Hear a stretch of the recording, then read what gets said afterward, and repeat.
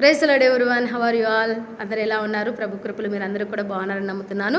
మన ఎన్నికల రిజల్ట్ వల్ల కొంతమంది వాళ్ళ నాయకులు ఓడిపోయారని దుఃఖంలో ఉన్నారు, కొంతమంది వాళ్ళ నాయకుడు గెలిచాడని ఆనందంలో ఉన్నటువంటి వారు ఉన్నారు. ఎవరు ఓడినా ఎవరు గెలిచినా మనకి ఒరిగేది ఏమీ కూడా లేదండి. ఒక లోకంలో ఒక సామెత ఉంది కదా, ఎవరో వస్తారు ఏదో చేస్తారు అనేసి ఎదురు చూసి మోసపోకమా అనేటువంటి ఒక మాట ఉంది కదా.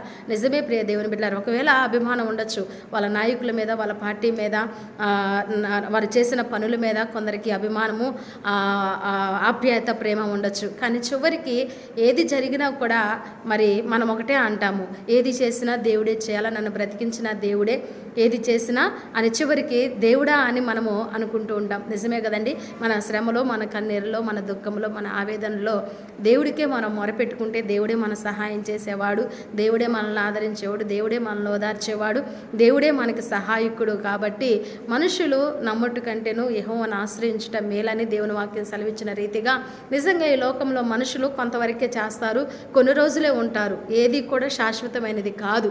కానీ మన సేవించే దేవుడు శాశ్వతమైన వాడు.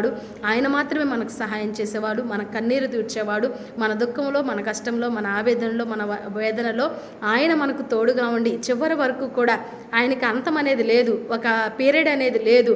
మనుషులు గెలిపిస్తే గెలిచి ప్రజలకి సేవ చేయటం కాదు, కానీ ఆయన మనల్ని ప్రేమించి మన కొరకు తన ప్రాణంను పెట్టాడు. మన కొరకు సమస్తాన్ని కూడా ఆయన కోల్పోయాడు.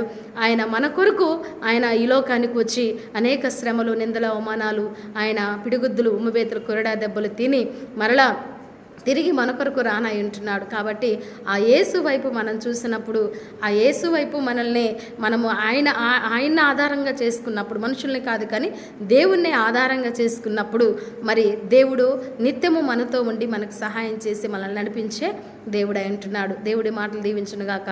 ఆమెన్. God bless you.